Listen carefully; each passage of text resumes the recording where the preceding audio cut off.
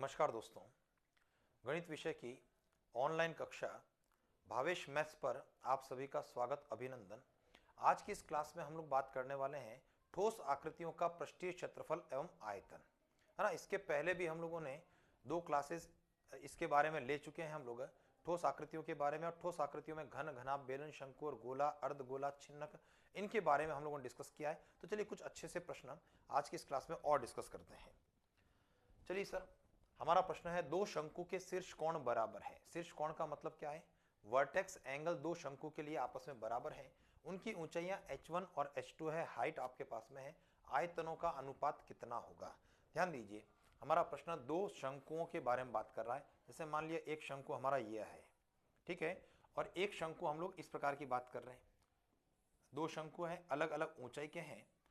एक की ऊंचाई h1 है, दूसरे की ऊंचाई h2 है। अब ध्यान दीजिए सर, यहां पर ये ऊंचाई जो है आपकी पहले शंकु की h1 के रूप में बात कर रहा हूं, और दूसरे शंकु की ऊंचाई हमारी h2 ये प्रश्न देता है। लेकिन एक चीज कॉमन देता है, शंकु के शीर्ष कोण बराबर है, यानी जो वर्टेक्स एंगल है वो आपस में बराबर है। इसका मतलब अगर मैं ये कहता हूं कि ये कोण आपका थीटा है, तो आपके दिमाग में आना चाहिए ये कोण भी क्या है? थीटा है। वैसे ध्यान दीजिए, जो वर्टेक्स एंगल की बात होती है तो वर्टेक्स एंगल ये वाला है, समझ गए। लेकिन जब ये है और आपके दिमाग में आना चाहिए कि भाई ये इस कोण को बिल्कुल बराबर बराबर दो भागों में बांट रहा है, तो इसका मतलब जितना यहाँ है उतना यहाँ है। अगर मान लिया कुल एंगल जितना भी है 50 डिग्री है, तो ये ऑटोमेटिक 25 हो जाएगा। तो मैंने इसको ये और ये आपस के अंदर थीटा थीटा मान लिया सर, क्योंकि लेफ्ट वाले भी थीटा थीटा बराबर हो जाएंगे। क्लियर है? अब मैं यहाँ पर थोड़ा सा ट्रिग्नोमेट्री का प्रयोग करना चाहूंगा। मुझे बताइए, यहाँ पर इसकी त्रिज्या मैं मान लेता हूं, पहले की त्रिज्या r1 है और दूसरे की जो त्रिज्या है वो हमारे द्वारा मान ली जाए r2 है। और आपके दिमाग में आएगा कि ये 90 डिग्री का कोण है, और इसके अंदर हम लोग r2 को ज्ञात करना चाहते हैं, h1 के पदों में ज्ञात करना चाहते हैं, है ना। r2 को h2 के पदों में, r1 को h1 के पदों में ज्ञात करना चाहते हैं। और यहाँ त्रिकोणमिति का सूत्र लगाना चाहते हैं, लंब बटा आधार बराबर tan थीटा के रूप में। ठीक है, वापस ध्यान देना, हम किस फॉर्मूले की बात करना चाहेंगे? लंब बटा आधार बराबर tan थीटा। और हमारे इंग्लिश मीडियम वाले विद्यार्थी, लंब का अभिप्राय परपेंडिकुलर से हुआ और आधार का अभिप्राय बेस से हुआ, ठीक है ना। तो लंब बटा आधार यानी perpendicular upon base tan theta के बराबर। चलिए पहले त्रिभुज में बात करूंगा, तो लंब का मतलब है थीटा के अपोजिट, यानी r1 हो गया। आधार का अभिप्राय h1 हो गया, बराबर tan थीटा हो गया। और यहां से r1 का मान क्या हुआ? r1 का मान हुआ h1 tan थीटा के रूप में। चलिए सर आगे की तरफ बढ़ता हूं मैं। यहां पर भी वही फॉर्मूला लगाऊंगा, परपेंडिकुलर अपॉन बेस यानी कि लंब बटा आधार। और ये किसके बराबर हुआ? ये हुआ tan थीटा के बराबर। और लंब का मतलब किससे हुआ? r2। आधार का मतलब h2, बराबर में कौन? tan theta. और जब वज्र गुणा करेंगे तो हमारी पोजीशन क्या बनेगी? r2 बराबर h2 tan थीटा। कोई कंफ्यूजन है सर? तो ये आपके दिमाग में आना चाहिए कि भाई आपका r1 भी निकल चुका है और r2 भी निकल चुका है, और हमारा प्रश्न कहता है इनके आयतन का अनुपात कितना है ना, रेशियो ऑफ देयर वॉल्यूम्स। अब चलिए मैं यहां पर बात कर रहा हूं अपने प्रश्न के आंसर की आयतन के अनुपात के लिए। देखिए शंकु की बात हो रही है और शंकु का आयतन होता है 1/3 पाई r स्क्वायर h। अब ध्यान दीजिए, पहले शंकु की जब बात करूंगा तो 1/3 पाई पहले शंकु के लिए r1 स्क्वायर और पहले शंकु की ऊंचाई h1, अनुपात जब दूसरे शंकु की बात करूंगा तो 1/3 पाई r2 स्क्वायर और उसकी ऊंचाई h2, है ना। हमारा फॉर्मूला तो वही है 1/3 पाई r स्क्वायर h, लेकिन r को एक बार r1 लिखा और दूसरे बार r2 लिखा, ऊंचाई को h1 लिखा और h2 लिखा। चलिए अब आपके पास में जो चीज अनुपात है, सरल करते समय 1/3 आपका कट जाता है, पाई दोनों पक्षों में कट जाता है, उसको काट दिया। अब मैं यहां से r1 और r2 के मानों को रखना चाहता हूं। देखिए r1 का मान आपके पास में इक्वेशन नंबर 1 में है और r2 का मान इक्वेशन नंबर 2 में है। तो r1 का मान रखते हैं, r1 स्क्वायर का मतलब हुआ sir h1 square tan square theta गुणा h1, क्योंकि r1 का मान है h1 tan थीटा, तो उसका वर्क करने पर h1 square tan square theta हो गया। और r2 का मान है h2 tan थीटा, तो उसका वर्क कर देंगे, तो स्थिति क्या बनेगी? h2 square tan square theta गुणा h2, दोनों पक्षों में tan स्क्वायर थीटा कट जाएगा और हमारे प्रश्न का आंसर क्या हुआ? h1 क्यूब अनुपात h2 क्यूब, ये हमारे प्रश्न का आंसर होगा। बात समझ में आ गई या नहीं आई, है ना? कितना प्यारा सा प्रश्न है, बहुत बढ़िया सा प्रश्न है। ऑप्शन नंबर सी आपके प्रश्न का उत्तर है। यानी थोड़ा सा हमको ट्रिग्नोमेट्री की बात करनी पड़ी। शंकु का शीर्ष कोण और अगर शीर्ष कोण बराबर है तो अर्ध शीर्ष कोण भी बराबर होगा। तो हमने इस समकोण त्रिभुज के अंदर ये कोण जो है हमारे थीटा और थीटा के रूप में ले लिए, अर्ध शीर्ष कोण के रूप में। H1 R1 में त्रिकोणमिति में लंब बटा आधार बराबर tan थीटा की बात करते हुए R1 upon H1 tan theta, तो यहाँ से R1 का मान और इसी क्रम में R2 का मान आ गया। R1 और R2 के मान फॉर्मूले में रखे और हमारे प्रश्न का उत्तर आया। तो बहुत प्यारा सा हमारा प्रश्न है। ठीक है भाई, पिछली क्लास के अंदर हम लोगों ने कुछ कैलकुलेटिव बात की थी और आज जो हम कुछ कॉन्सेप्ट लेवल के अच्छे से प्रश्नों के बारे में डिस्कस करना चाहते हैं। चलिए सर, बी लंबाई की भुजाओं वाले एक समबाहु त्रिभुज को उसके एक शीर्ष के पारित सामने वाली भुजा के समांतर घुमाया जाता है। देखिए सर, पिछली क्लास में हमारी बात हो रही थी समकोण त्रिभुज, ध्यान देना, और समकोण त्रिभुज को हमने कर्ण के पारित जब घुमाया था तो डबल कोण बना था, द्विशंकु का निर्माण हुआ था। और देखिए सर, ये अपना प्रश्न है, समबाहु त्रिभुज को हम घुमाने की बात कर रहे हैं। ठीक है, बी लंबाई भुजा है आपकी, ठीक है ना, और शीर्ष के पारित घुमाने पर समांतर अगर घुमाते हैं तो इस प्रकार बनने वाली ठोस आकृति का आयतन कितना है, ये आपका प्रश्न बनकर के आता है। गौर कीजिए, अब पहले तो बताओ आकृति बनती कैसी है, हमको उसके बारे में सोचना पड़ेगा, ठीक है ना। अब आप जब बात कर रहे हैं समबाहु त्रिभुज, गौर कीजिए सर, ये डायग्राम हमारे लिए बहुत महत्व रखता है, क्योंकि जब तक डायग्राम नहीं बना पाएंगे हम अपनी आकृति को नहीं देख पाएंगे। ठीक है, ये है आपका एक इक्विलेटरल ट्राइंगल, समबाहु त्रिभुज हो गया, है ना, जिसकी तीनों भुजाएं आपस में कैसी है, बराबर है। अब हम लोग कह रहे हैं क्या कि भाई इसको एक शीर्ष के पारित घुमा रहे हैं, यानी ये जो है यहां से पकड़ करके नीचे वाला आधार के समांतर घुमाया जा रहा है, सामने वाली भुजा के समांतर। ठीक है, और जब सामने वाली भुजा का मतलब क्या हुआ कि अगर मैं यहां पर ऐसा कहता हूं कि भाई बिंदु ए पर ए के रेस्पेक्ट में घुमा रहा हूं और बी सी के समांतर, यानी मैं ये कहना चाह रहा हूं कि बी सी को ऐसा उठाया, बी सी को यहां से ऐसा हवा में उठाया और हवा में उठा करके ऊपर की ओर जब पटका तो ये बी सी कहां जाएगा सर, ये बी है, तो बी के सामने यहां पर बी बिंदु मान लेते हैं, इस बी सी हो गया ना, तो ये बी डैश पर चला गया, ऐसा सोच लेते हैं हम लोग। और सी बिंदु यहां से उठा और ऐसा ऊपर हवा में ये सी डैश बिंदु पर पहुंच गया। बात समझ में आ रही है या नहीं आ रही है? वापस ध्यान देना, जब मैंने इसको रोल कर रहा हूं शीर्ष के सापेक्ष, तो गौर कीजिए ये जो बी सी लाइन है आपकी, है ना भाई, बिंदु बी पहुंच गया बी डैश पर, बिंदु सी पहुंच गया सी डैश पर, और बी सी लाइन पहुंच गई बी डैश सी डैश पर। बात समझ में आ गई या नहीं आई? और इसी क्रम में ये जो ए बी लाइन है, ध्यान दीजिए, ए बी लाइन पहुंचेगी हमारी ऐसी, और इसी क्रम में जो ए सी लाइन है, ए सी लाइन पहुंचेगी हमारी ए सी डैश पर। वापस ध्यान देना, ये जो लाइन थी हमारी, जिसको मैं एक मार्क कर रहा हूं, ये जो ए बी लाइन है वो हमारी अब ए बी डैश लाइन हो गई, यानी ये वाली मार्किंग की बात हो रही है। और इसी क्रम में अगर मैं रेड मार्क करता हूं AC के लिए, तो ये AC जो है वो ए सी डैश पर पहुंचेगी, तो हमारी बेसिकली आकृति ऐसी बनेगी सर। यानी आप इसको रोल कर रहे हैं तो एक डमरू का शेप आपका बन रहा है। वापस ध्यान देना, कैसा शेप बन रहा है, एक डमरू नुमा शेप बन रहा है। लेकिन जब मैं इसको देखता हूं सर, तो मुझे जो है कोई रेगुलर फिगर हम लोगों को नजर नहीं आ रहा है। अब आपके दिमाग में ये चीज नहीं आनी चाहिए दो कोण बन रहे हैं, नीचे एक कोण ऊपर कोण नहीं है सर। कारण क्या है कि भाई यहां पर वृत्ताकार हिस्सा नहीं है, ये समबाहु त्रिभुज की भुजा है, यानी एक स्ट्रेट लाइन है, और जब आप इसको रोल करते हैं तो बी डैश सी डैश भी आपकी एक स्ट्रेट लाइन है। अब आप थोड़ा सा विचार करें कि अगर मैं इस बिंदु के रेस्पेक्ट में किसी को ऐसा रोल कर रहा हूं, तो देखो सर्कल कहां बन रहा है सर, सर्कल जो है इधर लेफ्ट हैंड साइड में बन रहा है, और रोल करने पर अगर ये लाइन है और इसको ऐसा घुमा रहा हूं तो सर्कल आपका राइट हैंड साइड में बन रहा है, ऊपर और नीचे सर्कल नहीं बन रहे हैं। हमारे जो सर्कल बन रहे हैं इस प्रश्न में, गौर कीजिए, ये रोल करने पर हमारी स्थितियां इस प्रकार से बन रही है, एक सर्कल लेफ्ट में बनता हुआ नजर आएगा और एक सर्कल जो है आपका राइट में बनता हुआ नजर आएगा।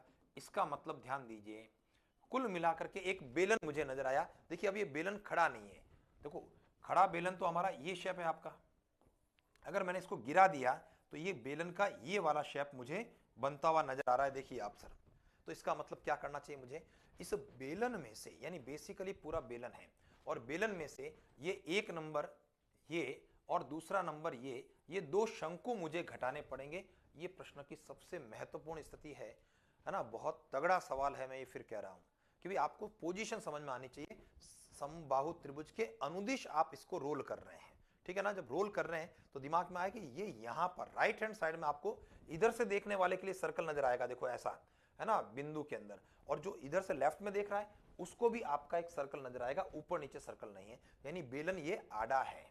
बात क्लियर हो गई। चलिए सर, तो अब मुझे क्या करना होगा, बेलन में से दो शंकु के क्षेत्रफल को घटाना होगा। तो हमारा जो आंसर रहेगा वॉल्यूम बराबर बेलन का आयतन, क्योंकि बेलन मुझे नजर आ रहा है, बेलन का आयतन माइनस दो शंकु का आयतन। देखिए दो शंकु कहाँ है, एक लेफ्ट हैंड साइड में मुझे नजर आ रहा है जिसको 1 नंबर मार्क किया, और एक जो है राइट हैंड साइड में मुझे शंकु नजर आ रहा है जिसको मैंने नंबर 2 मार्क किया। ठीक है, तो 1 और 2 आपके दिमाग में आए। अब मुझे बताओ कि यहां पर भाई बेलन के लिए बात करूंगा तो बेलन की त्रिज्या क्या होगी। अब ध्यान दो, बेलन की त्रिज्या या शंकु की त्रिज्या, देखो ये वाली जो चीज है ये दोनों की त्रिज्या है। समझ में बात आ रही है या नहीं आ रही है, यानी ये आर है, आपके दिमाग में आना चाहिए कि ये भी आर है।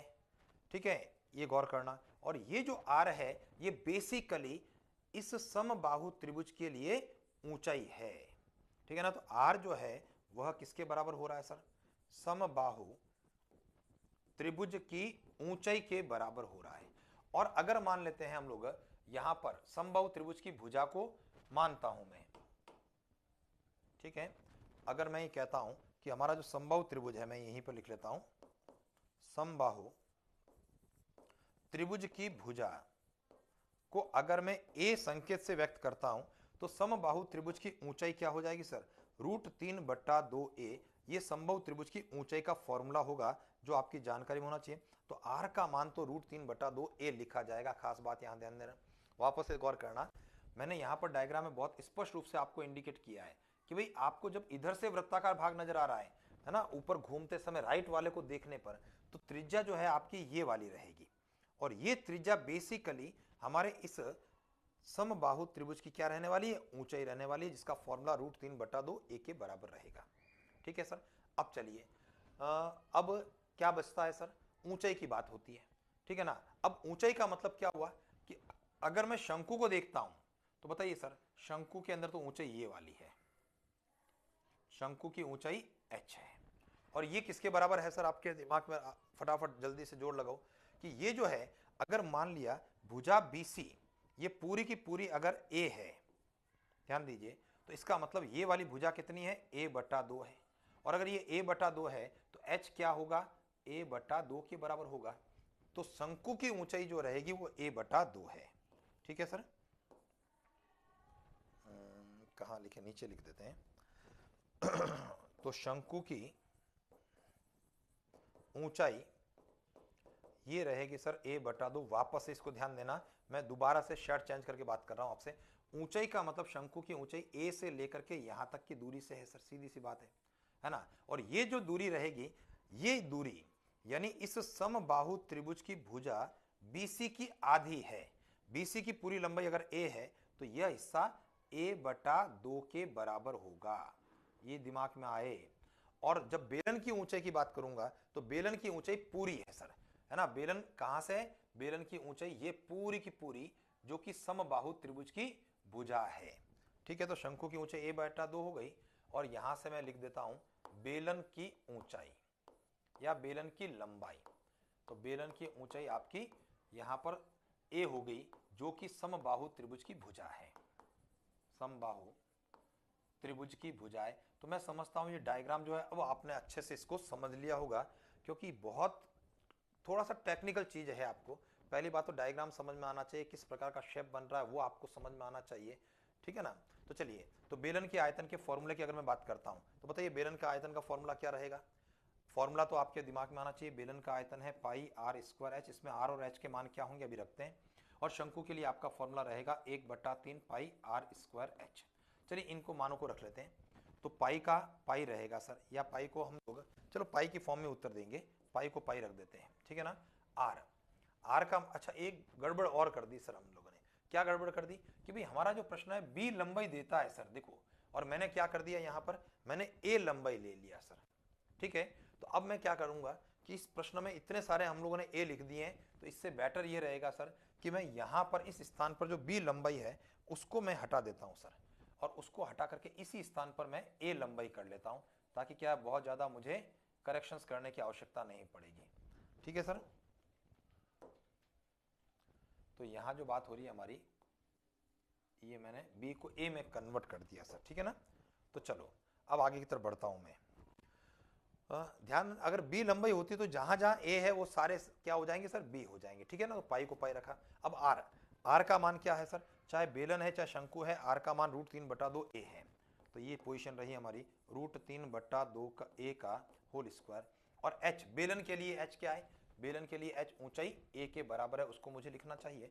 और 2 आपका फॉर्मूले का है। शंकु के लिए 1/3 रहेगा, पाई रहेगा। शंकु के लिए r, शंकु के लिए भी r वही रहने वाला है, √3/2a होल स्क्वायर। और h क्या रहेगा सर, h शंकु की ऊंचाई a/2 के बराबर रहेगी। चलिए इसको कर लेते हैं और अपना जो है पाई की फॉर्म में ही और a की फॉर्म में अपना उत्तर देते हैं, क्योंकि भुजा a मैंने मान लिया है। इनिशियल हमने शुरुआत की थी तो ध्यान रखा नहीं, b का b लिख देते, लेकिन इतने स्थानों पर a हो गया तो इसलिए b को हटा करके मैंने a कर दिया सर। ठीक है। तो चलिए यहां से सॉल्व करने पर क्या पोजीशन रहेगी, पाई इसका वर्क करने पर √3 का स्क्वायर कितना हुआ 3, 2 का स्क्वायर कितना हुआ 4, है ना, 3/4। a स्क्वायर a का गुणा कितना हुआ a³ माइनस, देखो इसका जब गुणा करूंगा तो ये 2 और ये बाहर वाला 2 काट रहा हूं, क्योंकि ये 2 नहीं है, ये 2 का स्क्वायर है। ठीक है। तो माइनस में कितना रहा, 1/3 रहा, पाई रहा। उसके बाद में इसका जब स्क्वायर करूंगा तो √3 का स्क्वायर 3 रहा, 2 का स्क्वायर 4 रहा, और a स्क्वायर a का गुणा a³ रहा। अब इसमें से कुछ चीजें कॉमन आती है, मैं उसको कॉमन निकाल देता हूं ताकि गणनाएं आसान हो जाए। तो क्या चीज कॉमन आ रही है, देखो एक पाई कॉमन आ गया, एक 3/4 कॉमन आ गया, और एक a स्क्वायर कॉमन आ गया। ठीक है ना। तो बचा क्या, पाई 3/4 और a³ कॉमन आया है। ठीक है, यहां पर ये a³ कॉमन आ गया, तो बचा क्या है सर, यहां पर 1 बचा, माइनस पाई 3/4 a³ कॉमन आने पर 1/3 बचा। चलिए कैलकुलेशन देखेंगे हमारी। तो हमारी पोजीशन, हमारी कैलकुलेशन क्या कह रही है, पाई है और उसके साथ में 3/4 है, a³ भी है, और 1 में से 1/3 को घटाएंगे, 3 लसा पर 3 में से 1 गया, 2/3। ठीक है, वापस ध्यान देना, 1 में से 1/3 को घटाने पर 2/3, ये आपके रिजल्ट की बात कर रहे हैं हम। तो 3 से यहाँ पर 3 काट लेते हैं सर, एक बात। ठीक है, और 2 से ये 4 कट जाएगा 2 बार। तो हमारा रिजल्ट क्या रहा सर, पाई a³/2, ये आपके प्रश्न का आंसर रहा। एक बार जो है कैलकुलेशन वापस से दोबारा से अपने स्तर पर आप इसको चेक कर लेंगे। देखिए मैं फिर से रिपीट करता हूं, बेलन के आयतन का फॉर्मूला पाई r² h में पाई पाई रहा सर। ठीक है ना। r² के अंदर देखिए r का मतलब यहां पर दोनों के लिए, फिर से ध्यान दें, r का अभिप्राय ये दूरी है जो मैं अब जिग जैग वे करते हुए आपके सामने मार्क कर रहा हूं, और ये दूरी वही है जो समबाहु त्रिभुज की क्या है, ऊंचाई है। तो r दोनों के लिए √3/2a रहेगा। ठीक है, तो r² √3/2a², है ना, वहां पर भी √3/2a² कर दिया। और ऊंचाई अलग अलग है, बेलन की ऊंचाई उस समबाहु त्रिभुज की भुजा के बराबर है, क्योंकि ऊंचाई का मतलब है आप इस बिंदु से बात कर रहे हैं जो राइट टिक का निशान कर रहा हूं, और यहां से यहां तक की बात कर रहा हूं, और ये दूरी वही है जो समबाहु त्रिभुज में बिंदु B से लेकर के C तक की लंबाई है। यानी कि बेलन के लिए a रहा और शंकु के लिए उसका आधा हो जाएगा, क्योंकि शंकु एक लेफ्ट के अंदर है, एक शंकु राइट के अंदर है। तो a का मतलब यहाँ पर a/2 से रहेगा, 2 शंकु हो गए। तो चलिए फॉर्मूले में पाई का पाई रहा, r² √3/2a whole square, h का अभिप्राय a माइनस 2 संख्या है इसलिए हमको लिखना पड़ा 1/3 पाई r² √3/2 का होल स्क्वायर, और यहाँ पर a/2 उसकी ऊंचाई के लिए। ठीक है, कैलकुलेशन करते समय पाई, देखो इसका जब स्क्वायर कर रहा हूँ तो √3 का स्क्वायर 3, 2 का स्क्वायर 4, और ये a² का a से गुणा a³ माइनस, ये जब गुणा के अंदर पद है तो a/2 में बटे का 2 और ये बाहर का 2 कट गया, तो माइनस में बचा क्या है, देखो 1/3 बचेगा, पाई बचेगा। इसका जब वर्ग करेंगे तो 3/4 बचेगा, और a² का a से गुणा a³ बचेगा। यहां से जो चीज कॉमन निकाली जा सकती है वो पाई है, 3/4 है, और a³ कॉमन आ गया, पाई 3/4 a³। पीछे क्या बचा, पहले पद में 1 और पाई 3/4 a³ करने पर 1/3, 1 में से 1/3 को घटाने पर रहा 2/3। तो पाई 3/4 a³ और 2/3। देखिए 3 से 3 कटेगा, 2 से 4 कटेगा, तो ऑप्शन नंबर क्या हो गया सर, यहाँ पर पाई a क्यूब बटा 2, ये आपके प्रश्न का आंसर होगा। तो बड़ा टेक्निकल आपका प्रश्न ये रहा है। ठीक है सर, चलते हैं आगे की तरफ बढ़ते हैं। यानी कुल मिलाकर बेलन में से जब आपने शंकु घटाया तो ये आपका जो है डमरू नुमा शेप हम लोगों को प्राप्त हुआ है। ठीक है, चले आगे बढ़ते हैं। एक दीवार की लंबाई, मोटाई और ऊंचाई है ना, लंबाई है, मोटाई का मतलब उस दीवार की चौड़ाई से होगी, थिकनेस से हो गई, और ऊंचाई उसकी हाइट से हो गई 12 मीटर 50 सेंटीमीटर 5 मीटर है। प्रश्न कह रहा है दीवार का 20% हिस्सा सीमेंट और बजरी से मिलकर के बना है। इसमें 20 सेंटीमीटर 12.5 सेंटीमीटर और 8 सेंटीमीटर माप के कितने पत्थर लगेंगे और कितने पत्थर, यानी संख्या का प्रश्न है। पहली चीज है बताइए सबसे पहला कि भाई हमारा प्रश्न क्षेत्रफल की बात करता है या आयतन की बात करता है। तो हमने ये डिस्कस कर लिया है कि जो क्षेत्रफल है वह सतह से संबंधित बात करता है और आयतन जो है अंदर की बात करता है। हमने बात की थी भार संबंधी प्रश्न, संख्या वाले प्रश्न, रूप में परिवर्तन वाले प्रश्न हमारे आयतन के हुआ करते हैं। और यहाँ पर कितने पत्थर लगेंगे, कितनी ईंटें लगेगी, संख्या की बात कर रहा है, हमारा प्रश्न आयतन की बात करेगा। क्लियर है? अच्छा, नंबर दूसरी बात अंदर की बात भी है कि भाई ईंटें कहाँ लगने वाली, दीवार के अंदर लगने वाली, और अंदर की बात आयतन की बात होगी। कुल मिलाकर के मुझे दीवार के आयतन में पत्थर का आयतन, ईंट का आयतन, उसका भाग देना है। लेकिन एक चीज और, यहां प्रश्न कह रहा है कि दीवार का जो 20% हिस्सा है वो सीमेंट और बजरी से बना है। इसका मतलब दीवार का पूरा आयतन काम में नहीं आने वाला है। भाई 20% में आपने क्या किया, मसाला भर दिया सीमेंट और बजरी का, इसका मतलब 80% दीवार का आयतन हमारा काम आने वाला है। नंबर दूसरी बात, यहां जो अलग अलग यूनिट्स हैं आप देख रहे हैं कि भाई यहां पर 20 सेंटीमीटर है, 12.5 सेंटीमीटर है, 8 सेंटीमीटर है, मोटाई 50 सेंटीमीटर है, लेकिन लंबाई 12 मीटर और चौड़ाई 5 मीटर है। तो यूनिट को आपको एक जैसा कन्वर्ट करना चाहिए। 1 मीटर में 100 सेंटीमीटर होने का कारण अगर ऊंचाई 5 मीटर है तो 500 सेंटीमीटर हो जाएगा 100 का गुणा करते हुए, और 12 मीटर लंबाई का 1200 सेंटीमीटर हो जाएगा। तो यूनिट का कन्वर्जन भी हमारा करना होगा। तो चलिए फिलहाल मैं बात करूंगा पत्थरों के लिए। पत्थरों की संख्या की बात करते हैं, और पत्थरों की संख्या का मतलब हुआ, देखिए दीवार का 80% आयतन की बात करूंगा। कारण क्या है कि 20% तो सीमेंट और बजरी से है, उसमें पत्थर लगने वाले नहीं है। तो दीवार के 80% आयतन में हम बात करेंगे, भाग देंगे एक पत्थर का आयतन। ठीक है जी। चलिए सर, दीवार के बारे में बात करूंगा। लंबाई 12 मीटर का मतलब क्या हो गया सर, देखो 1200 लिख दिया, इसको ध्यान देना। भाई दीवार लंबाई चौड़ाई ऊंचाई का गुणा है। तो 1200, 50, 5 का कितना हो गया 500, और 80% है, 80% का मतलब है 80/100। ये थोड़ा सा विशेष ध्यान देना। यहां से लेकर के यहां तक की बात कर रहा हूं मैं, 1200, 50 और 500 तक की अगर बात करता हूं मैं, तो इसका मतलब ये क्या रहा, दीवार का पूरा 100% आयतन है। ठीक है सर। लेकिन अगर मैं बात करूंगा यहां पर 80% का मतलब क्या हो रहा है सर, 80/100 से मुझे गुणा करना होगा। ठीक है, और एक पत्थर के लिए जो माप आपके पास में है उसका भाग लगा देता हूं, 20, 12.5 और 8। चलिए कैलकुलेशन करने की बात करूंगा। सबसे पहले देखो ये दो जीरो जो हैं वो एक, और इन दो जीरो से तो मैं उड़ा देता हूं। ठीक है, अब फाइनली जो है देख लेते हैं क्या कैलकुलेशन होने वाली है। 1200 गुणा 50 गुणा 50 गुणा 8। ठीक है, 100 के दो जीरो अभी काटे हैं फिलहाल मैंने। 20 गुणा 12.5 गुणा 8। चलिए सर ये दशमलव हटेगा, और दशमलव हट करके ऊपर की ओर क्या लिखा जाएगा, 10 लिखा जाएगा। 8 से 8 काट देंगे हम लोग। ठीक है, 10 के पहाड़े से 20 हमारा कट जाएगा 2 बार। ठीक है, अब 25 का पहाड़ा लगा देते हैं हम लोग। 25 का पहाड़ा 50 में 2 बार, और 25 का पहाड़ा 125 में 5 बार। ये 2 से ये वाला 2 उड़ गया। 5 के पहाड़े से 50 कट जाएगा 10 बार। तो कुल मिलाकर के क्या हुआ सर, हमारा रिजल्ट रहा 1200 गुणा 10, और 1200 का 10 से गुणा कितना हो गया, 12,000। ये हमारे प्रश्न का उत्तर हो गया। तो उम्मीद करता हूं कि भाई आपके दिमाग में प्रश्न आ गया होगा। सबसे पहले तो हमारा प्रश्न आयतन की बात करता है, अंदर की बात है, या संख्या संबंधी प्रश्न है। दीवार के आयतन में हमको ईंट के आयतन का भाग देना है। अगर दीवार में 20% सीमेंट बजरी की बात नहीं होती तो मुझे इस 80% को नहीं लेना होता, मुझे इस 80/100 का गुणा नहीं करना होता। समझ गए ना, क्योंकि 20% हिस्सा सीमेंट बजरी का है, वहां पत्थर नहीं होगा। तो इसका मतलब 20 कम कर दो तो 80% का मतलब 80/100 और उसके साथ में आप भाग लगाते हुए अपने प्रश्न का उत्तर निकालेंगे। यूनिट एक जैसी होनी चाहिए। मीटर के दो आंकड़े हैं, 12 मीटर और 5 मीटर, उसको 100 का गुणा करते हुए 1200 और 500 हमने लिखा है। चलें अगला प्रश्न देखते हैं। लकड़ी के एक घनाकार टुकड़े की भुजा 9 सेंटीमीटर है। घनाकार यानी क्यूब फॉर्म के अंदर एक लकड़ी का टुकड़ा है, 9 सेंटीमीटर उसकी भुजा है।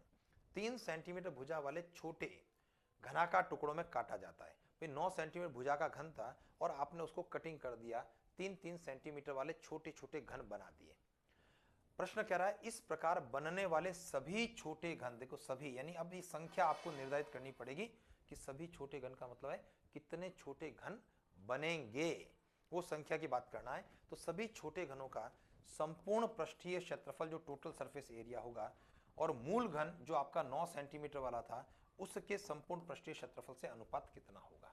यानी दो प्रकार के घन है, एक 9 सेंटीमीटर भुजा वाला घन है जो कि मूल घन है और तोड़ने के बाद 3-3 सेंटीमीटर भुजा वाले छोटे छोटे घन है, वो कितने बनेंगे उन सभी के संपूर्ण पृष्ठीय क्षेत्रफल की बात की जा रही। तो प्रश्न हमारा दो हिस्सों में है। पहला हिस्सा कितने छोटे घन बनेंगे, यानी फिर से संख्या की बात हो रही है, ठीक है। तो मैं यहां पर बात करूंगा छोटे घनों की संख्या, ठीक है, कितने छोटे घन बनेंगे अब हम उसकी बात कर रहे हैं, छोटे घनों की संख्या। और दिमाग में क्या चीज आए, ऊपर क्या लिखना है मुझे, ऊपर लिखना है बड़े घन का आयतन, क्योंकि संख्या संबंधी प्रश्न है, ठीक है। और संख्या संबंधी प्रश्न जो हमारा होता है वह आयतन का होता है ना। बड़े घन का आयतन बटे में छोटे घन का आयतन होता है, ठीक है ना। और बड़े घन के आयतन का मतलब क्या हो गया सर, भुजा क्यूब है, बड़ा घन बड़े घन की भुजा 9 9 9 है और छोटा घन उसकी भुजा 3 है, इसलिए 3 3 और 3 है, ठीक है। तो 3 के पहाड़े से 9 कट जाएगा 3 बार, 3 के पहाड़े से 9 कटेगा 3 बार, और यहाँ पर 3 के पहाड़े से चलो उधर वाला 3 काट दो, इधर वाला 9 काट दो, कोई फर्क नहीं पड़ता है। यानी कुल मिलाकर के 27 छोटे घन बनने वाले हैं। अब मेरा प्रश्न बहुत स्पष्ट है, सभी छोटे घनों का, सभी का मतलब अब हम लोग इसको डिफाइन कर चुके हैं, सभी का मतलब किससे हो गया सर, सभी का अभिप्राय हुआ 27 से हो गया। यानी मेरा प्रश्न हो गया 27 छोटे घनों का संपूर्ण पृष्ठीय क्षेत्रफल। मुझे ज्ञात क्या करना है सर इस प्रश्न में हमें ज्ञात करना है सभी, और सभी शब्द डिफाइन हो गया, कितने घन बने 27। 27 छोटे घनों का संपूर्ण पृष्ठीय क्षेत्रफल अनुपात मूल घन का संपूर्ण पृष्ठीय क्षेत्रफल। बात समझ में आ गई ना। तो चलिए यहां पर देखो संपूर्ण पृष्ठीय क्षेत्रफल की जहां बात आती है सर, घन की बात हो रही है और घन का संपूर्ण पृष्ठीय क्षेत्रफल 6 गुणा भुजा स्क्वायर, ये आपका फॉर्मूला आपके दिमाग में आना चाहिए, ठीक है ना। यही फॉर्मूला दोनों स्थानों पर लगने वाला है, लेकिन यहां पर 27 एक्स्ट्रा लगेगा क्योंकि 27 संख्या है, इसलिए 27 को तो बाहर लिखना पड़ेगा। और घन का संपूर्ण पृष्ठीय क्षेत्रफल 6 गुणा भुजा स्क्वायर, और जो छोटा घन है, छोटे घन की भुजा कितनी है 3, तो भुजा स्क्वायर यानी 3 गुणा 3, और मूल घन 6 गुणा भुजा स्क्वायर और भुजा कितनी है 9, तो 9 गुणा 9। इस प्रकार से आपका रिजल्ट होगा। वापस ध्यान देना 27 संख्या तो इसलिए लिखा गया, और क्षेत्र संपूर्ण पृष्ठीय क्षेत्रफल चाहे घन छोटा है बड़ा है, फॉर्मूला आपका 6 गुणा भुजा स्क्वायर है, तो 6 लिखना है, और भुजा स्क्वायर का मतलब 3 गुणा 3 छोटे घन के लिए, और भुजा स्क्वायर का अभिप्राय बड़े के लिए 9 गुणा 9। चलिए देखते हैं, कुछ सरल करते हैं अनुपातों में। देखो ये 9 और ये देखो 3 और 3 का गुणा 9 कट गया ना सर, भाई राइट का एक 9 काटा और लेफ्ट में 3 3 का गुणा 9 काट दिया हमने। चलिए और आगे बढ़ते हैं, ये 6 और ये 6 कट गया आपका। अब पीछे रहा 27 अनुपात 9, और 9 के पहाड़े से फिर से काट लेते हैं, तो ये क्या रहा सर परिणाम 3 अनुपात 1। ये आपके प्रश्न का उत्तर हुआ, ठीक है सर। चलिए सर आगे बढ़ते हैं। ये सारे के सारे प्रश्न जो आज की क्लास में हम लोग डिस्कस कर रहे हैं सर, ये हमारी परीक्षाओं में पूछे गए हैं, अलग अलग प्रकार की परीक्षाओं के प्रश्न आए, यानी एसएससी के एग्जाम के भी प्रश्न इसमें शामिल हैं, स्कूल लेक्चरर की परीक्षा के प्रश्न भी इसमें शामिल हो रहे हैं, सेकंड ग्रेड मैथ्स की भर्ती परीक्षा के प्रश्न भी यहाँ पर शामिल हो रहे हैं। और चूंकि देखिए हम लोग परीक्षा की जब तैयारी कर रहे हैं तो किस किस प्रकार के प्रश्न अलग अलग कंपटीशन एग्जाम्स में बने हैं तो उन सभी को देख लेना हमको चाहिए, यानी कुछ अच्छे से प्रश्न है। आगे बढ़ते हैं। हमारा प्रश्न है, धातु के एक ठोस गोले की त्रिज्या 15 सेंटीमीटर है, इसको गलाकर 5 सेंटीमीटर व्यास की कितनी छोटी गोलियां बनाई जा सकती है। यानी एक बड़ा सॉलिड मेटेलिक स्फीयर है with radius 15 centimetre, bye melting it, इसको गला रहे हैं और क्या कर रहे हैं, how many small spheres can be formed of diameter 5 centimetre. चलिए सर, फिर से कितनी संख्या की बात हो रही है, और आपके दिमाग में तुरंत आएगा सर संख्या वाला प्रश्न हमारा आयतन की बात करता है। बड़ा गोला है तो ऊपर बड़े गोले का आयतन रहेगा और नीचे क्या करना चाहिए, मुझे नीचे भाग देना चाहिए छोटे गोले का आयतन, है ना। बड़े गोले के आयतन में छोटे गोले के आयतन का भाग देना है। चलिए सर, अब गोला है चाहे बड़ा है छोटा है, गोले के आयतन का फॉर्मूला होता है 4/3 पाई आर क्यूब। केवल और केवल बदलाव कहाँ होगा, आर में होगा, बड़े के लिए छोटे के लिए। चलिए देखते हैं, ऊपर की ओर हो गया 4/3 पाई आर क्यूब। बताइए बड़ा गोले के लिए हमारी बात हो रही है, तो गौर करें यहाँ पर आर कितना लिखा है सर, बड़े के लिए 15 लिखा है, तो आर क्यूब का मतलब 15, 15 और 15 रहा त्रिज्या, ठीक है। और छोटे गोले की बात करूंगा तब भी फॉर्मूला वही है 4/3 पाई आर क्यूब। अब थोड़ा सा ध्यान देना, यहां पर ये 5 सेंटीमीटर कौन है, व्यास है। अगर 5 सेंटीमीटर व्यास है तो त्रिज्या कितनी है, पता लगा उसका आधा 2.5 सेंटीमीटर। गौर कीजिए, प्रश्न में 5 सेंटीमीटर व्यास था, मुझे काम में त्रिज्या लेनी है, उसका आधा करते हुए 2.5 और आर क्यूब है 3 बार लिख दिया। ऊपर नीचे 4/3 पाई कट गया सर। अब देखें 2.5 का दशमलव हटेगा, एक 10 लगेगा, दोबारा ये दूसरा दशमलव हटा 10 लगा, और तीसरा दशमलव हटा ये भी 10 लगा। तो चलिए फाइनल पोजीशन हमारी क्या बन रही है, अंश में 3 तो है 15 और 3 ही है 10, और हर में 25 25 25, यानी 3 बार 25 है। चलो अब कैलकुलेशन करेंगे भाई, 25 तो 5 से कटने वाला, 2 बार 5 से कटेगा। देखो 5 के पहाड़े से काट रहा हूँ, 5 का भाग 5 बार, 5 का भाग 15 में 3 बार, फिर 5 का भाग 15 में ऐसा 3 बार। कोई दिक्कत है, 5 के पहाड़े से 25 कटेगा 5 बार, 5 के पहाड़े से 15 कटेगा 3 बार, फिर 5 के पहाड़े से 10 कटेगा 2 बार, ऐसा 5 के पहाड़े से 25 कटा 5 बार, और 5 के ही पहाड़े से 10 कट गया 2 बार, और फिर अभी 5 के पहाड़े से ये 10 कट जाएगा 2 बार। कुल मिलाकर के आपका रिजल्ट 3 3 3 2 2 2 का गुणा हो गया। तो 3 तिया 9 तिया 27, 27 दूना 54, 54 दूना 108, और 108 का 2 से गुणा कितना, 216, यानी छोटे छोटे 216 गोले वहां पर बन सकते हैं। तो दिमाग में आ जाए, संख्या संबंधी प्रश्न, रूप में परिवर्तन वाला प्रश्न हमारा आयतन का है, बड़ी वस्तु के आयतन में छोटी वस्तु के आयतन का भाग देना है। चलिए सर आगे बढ़ते हैं। धातु का एक शंकु है, ठीक है ना, मेटेलिक कोन की इस बार बात कर रहे हैं, कि आधार की त्रिज्या 6 सेंटीमीटर और ऊंचाई 10 सेंटीमीटर है, इसको गला करके 1 मिलीमीटर, देखिए mm की बात हो रही है, और 1 mm का मतलब क्या हुआ सर, 1 mm का मतलब ऐसा लिखा जाता है 1 मिलीमीटर की बात हो रही है। और मिलीमीटर आप लोग परिचित हैं सर, कि जैसे जब अपन स्केल में देखते हैं, और स्केल में जब सेंटीमीटर की स्केल देखते हैं, यहाँ पर 1 होता है, यहाँ पर ये 2 होता है, इसके बीच में कुछ छोटी छोटी सी लाइनें हुआ करती है, और प्रत्येक लाइन जो है वह 1 मिलीमीटर को रिप्रेजेंट करती है। इसका मतलब क्या है, 1 सेंटीमीटर में 10 मिलीमीटर होते हैं, ध्यान दो। तो इसका मतलब क्या हुआ, 10 मिलीमीटर बराबर है 1 सेंटीमीटर। क्लियर है। और मेरा जो प्रश्न कहता है 1 मिलीमीटर, तो इसलिए 1 मिलीमीटर कितना सेंटीमीटर होगा, 1/10 सेंटीमीटर होगा। कारण क्या है कि यहां पर अगर 10 मिलीमीटर है और 10 को जब मैं 1 में कन्वर्ट कर रहा हूं तो मुझे भाग देना होगा, और ये 10 का मैंने भाग यहां पर लगा दिया, 1/10 सेंटीमीटर। कारण क्या है, मुझे इकाइयां 1 करने के लिए वैसे भी इसको बदलना था, ठीक है। कारण क्या है कि यहां पर त्रिज्या सेंटीमीटर में है, ऊंचाई आपकी सेंटीमीटर में, और ये जो केवल और केवल जो तार है उसकी त्रिज्या मिलीमीटर फॉर्म में दे दी है। वापस ध्यान देना, 10 मिलीमीटर का 1 सेंटीमीटर, इसलिए 1 मिलीमीटर 10 का भाग देते हुए 1/10 सेंटीमीटर हो गया। अच्छा, रूप में परिवर्तन की बात कर रहा है, हमारा प्रश्न आयतन की बात कर रहा है। जो वस्तु बनती है उसका आयतन और जो वस्तु पिघलती है उसका आयतन आपस में बराबर होगा, क्योंकि रूप में परिवर्तन वाले प्रश्न भी आयतन के प्रश्न होंगे। ठीक है, तो हम ये बात करने वाले हैं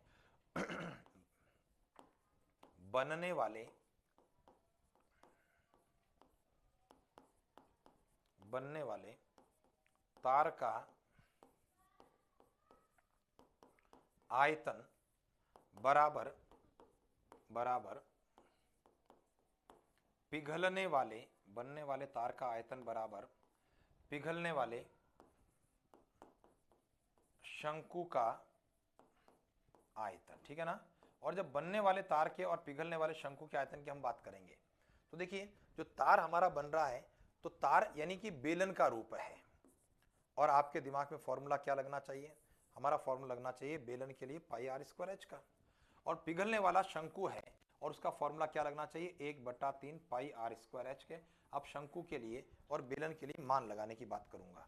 ठीक है, तो लेफ्ट हैंड साइड में पाई का मान 22/7 हो गया, आर तार की त्रिज्या, और आपके दिमाग में आना चाहिए त्रिज्या आपके पास में है, और त्रिज्या चूंकि 1 मिलीमीटर में थी और उसको हम 1/10 में कन्वर्ट कर चुके हैं, तो आर के स्थान पर क्या होगा सर 1/10 गुणा 1/10। ये इस प्रश्न की विशेष बात है, मैं स्टार मार्क यहां पर कर देता हूं, दिमाग में आए कि भाई हमने आर जो मिलीमीटर में था उसको सेंटीमीटर में बदला है और उसके बाद यहां पर लिखा है, और एच मुझे ज्ञात करना है उस तार की लंबाई। चलिए सर, पिघलने वाले शंकु की जब बात करूंगा तो 1/3 की बात करेंगे, पाई का मान 22/7 की बात करेंगे, आर कितना है शंकु की बात करें तो शंकु के लिए आर 6x6 है और शंकु की ऊंचाई 10 है। ये देखिए सर आपका प्रश्न शंकु के लिए 6 और ये 10 ऊंचाई देता है आपको। ठीक है, चलिए लेफ्ट और राइट के अंदर 22/7 दोनों पक्षों में कट जाएगा। दूसरा राइट के अंदर 3 से ये 6 दो बार कट जाएगा, तो कुल मिलाकर के हमारा आंकड़ा क्या हुआ, जब मैं एच का मान चाहूंगा तो एच के जो पड़ोसी है उनका पक्षांतरण हो गया। राइट में अभी कौन है, राइट में है 2 है 6 है और 10, ये तो राइट में पड़े हैं, 2 भी है 6 भी है और 10 भी है, और यहाँ जो 1/10 है और 1/10 दो बार है, जब इनका पक्षांतरण होगा तो ये क्या पोजीशन बनेगी 10/1 और 10/1। तो बटे में 1 लिखो ना लिखो कोई फर्क नहीं पड़ता है। तो देखिए यहाँ पर 2 का 6 से गुणा 12 और पीछे 3 जीरो लग गए हैं, तो 12,000 और अपना आंसर आएगा सेंटीमीटर में। लेकिन आपका उत्तर ऐसा नहीं होगा 4 ऑप्शन में। क्यों नहीं होगा, क्योंकि ये 100 के बाहर निकल गया और हमारे दिमाग में आना चाहिए 100 सेंटीमीटर का 1 मीटर बन जाता है। तो मैं इसमें क्या करने वाला हूं, मैं इसमें 100 से बाहर निकलने के कारण 100 का भाग देना चाहता हूं, और जैसे 100 का भाग दूंगा तो यहां से ये पीछे वाले 2 जीरो हमारे कट जाएंगे, और 2 जीरो कटते हुए क्या पोजीशन बनेगी हमारी 120 मीटर। ये अपने प्रश्न का आंसर होगा, यानी उस शंकु को पिघालने पर जो तार बनेगा उसकी लंबाई 120 मीटर रहेगी। क्लियर है सर। वापस से ध्यान देना भाई, जब चूंकि सेंटीमीटर 100 के बाहर निकल चुका था इस कारण से हमने क्या किया 100 का भाग देते हुए उस सेंटीमीटर को मीटर में कन्वर्ट कर दिया। अगला प्रश्न देखें, एक आयताकार मैदान की लंबाई और चौड़ाई आपके पास में है, लेंथ और breadth of a rectangular field आपके पास में है 44 मीटर और 20 मीटर। मैदान के बाहर एक कुआं है, ठीक है ना, जिसकी त्रिज्या 7 मीटर और गहराई 10 मीटर है, यानी मैदान के बाहर कुएं की बात कर रहा हूं। खुद गया, कुएं से निकलने वाली मिट्टी को मैदान में बिछाया गया, मैदान का तल कितना ऊपर उठेगा। ध्यान दीजिए हमारी स्थिति क्या है सर, एक आयताकार मैदान की बात कर रहा है 44 मीटर और 20 मीटर उसकी लंबाई और चौड़ाई की बात है।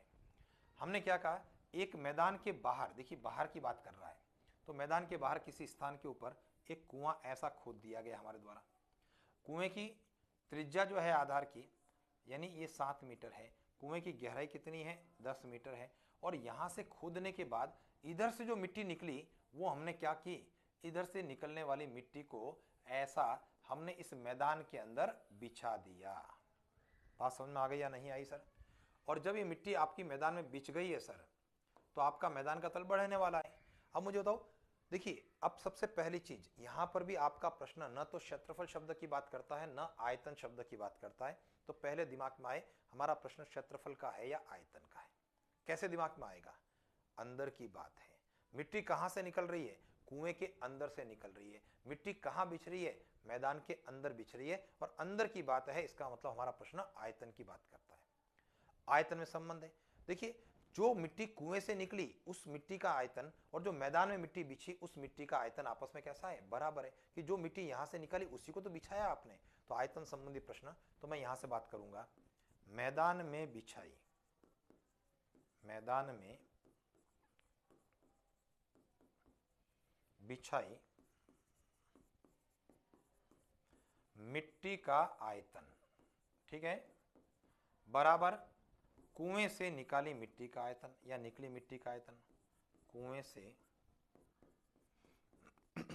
निकली मिट्टी का आयतन। चलिए मैं उम्मीद करता हूं दिमाग में आ गया कि भाई आयतन का प्रश्न है और आयतन कैसे मिट्टी से संबंध रखते हुए कि जो मिट्टी निकाली और जो बिछाई है उसके आयतन बराबर है।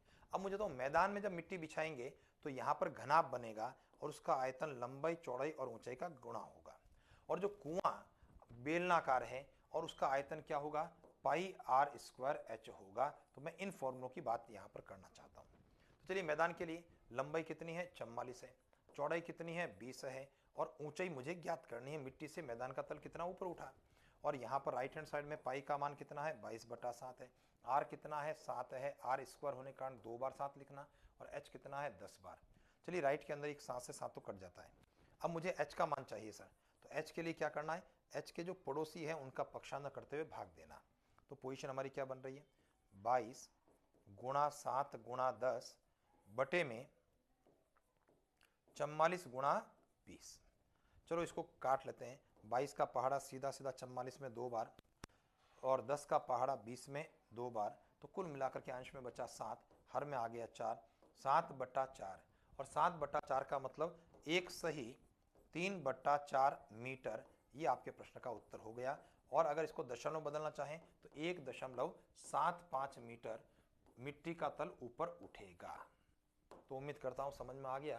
यानी केवल और केवल प्रश्न आपके दिमाग में आए कि है किसका, क्षेत्रफल या आयतन, और अंदर की बात आयतन का प्रश्न। चलें आगे बढ़ते हैं। देखो लगभग उसी प्रकार का प्रश्न है। आयताकार मैदान की लंबाई और चौड़ाई क्रमशः 31 मीटर और 10 मीटर है। लंबाई और चौड़ाई आपके पास में 31 मीटर 10 मीटर। मैदान के अंदर 5 मीटर लंबा 2 मीटर चौड़ा और 1.5 मीटर गहरा खड्डा खोदा गया। देखिए इस बार जो है खड्डा वो कहां पर खोद रहे हैं हम लोग, मैदान के अंदर। पिछला जो प्रश्न हमने डिस्कस किया था उसमें जो कुआं खोदा गया वो मैदान के बाहर था, इस बार जो खड्डा खोदा गया वो मैदान के अंदर है, इसका ध्यान रखना। खड्डा खोद दिया, उस खड्डे से निकलने वाली मिट्टी को शेष मैदान में बिछाया गया। बताओ मैदान का तल कितना ऊपर उठेगा। देखिए हमारी पोजीशन क्या है, हमारी पोजीशन है एक आयताकार मैदान की, क्लियर है। ये मैदान आयताकार 31 मीटर इसकी लंबाई है और इस मैदान की चौड़ाई 10 मीटर है। और हम लोगों ने क्या किया कि मैदान के अंदर एक खड्डा खोद दिया गया है ना, ऐसा खड्डा खोदा, ये 5 मीटर लंबाई का, 2 मीटर चौड़ाई का और 1.5 मीटर गहराई का है ना, इसकी डेप्थ हो गई। और इससे जो मिट्टी निकल रही है वो कहां बिछा रहे हैं, इससे निकलने वाली मिट्टी को शेष मैदान में बिछाया जा रहा है, ठीक है। अब कह रहा है कि मैदान का तल कितना ऊपर उठेगा, समझ गए। तो फिर से वही बात है, सबसे पहले दिमाग में आ गया होगा हमारा प्रश्न क्षेत्रफल का है या आयतन का है। तो तुरंत क्या पता लगा, हमारा प्रश्न आयतन की बात करता है, क्योंकि अंदर की बात है, खड्डे से मिट्टी का निकलना और शेष मैदान में मिट्टी का बिछाना, ठीक है। तो मैं यहां पर बात करने वाला हूं शेष मैदान में, शेष मैदान में बिछाई मिट्टी का आयतन, शेष मैदान में बिछाई मिट्टी का आयतन बराबर क्या हो, हमारे दिमाग में आए खड्डे से निकली मिट्टी का आयतन, खड्डे से निकली मिट्टी का आयतन, ये चीज हमारे दिमाग में आ जाए, समझ गए ना। और शेष मैदान में जो मिट्टी बिछाएगा, अब इसको ध्यान देना, ये फिगर हमारा रेगुलर नहीं है, क्योंकि मैदान में शेष मैदान की बात कर रहा है। भाई यहाँ पर मैदान का पूरा क्षेत्रफल हम लोग लंबाई और चौड़ाई 31 गुणा 10 नहीं कर सकते हैं, क्योंकि उसके अंदर खड्डा खोदा गया, वो हिस्सा कम कर दिया गया। और जब भी आयतन की बात होती है, ध्यान देना सर, ये हमने डिस्कस किया है, आयतन का मतलब क्या होता है सर, आधार का क्षेत्रफल गुणा ऊंचाई से होता है,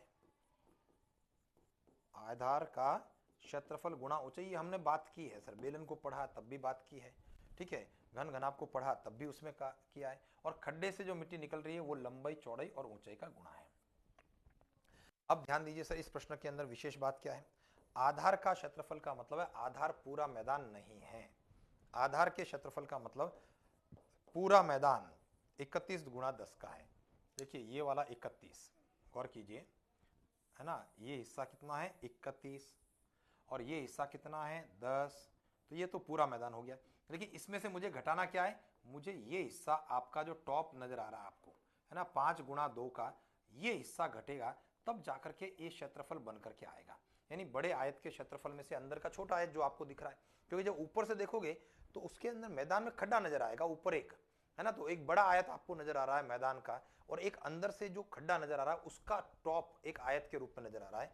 तो आधार का क्षेत्रफल का मतलब बड़ा आयत 31 गुणा 10 माइनस छोटा आयत 5 गुणा 10 और गुणा ऊंचाई मुझे ज्ञात करनी है, और खड्डे की लंबाई 5 है, चौड़ाई 2 है, और खड्डे की गहराई 3/2 है।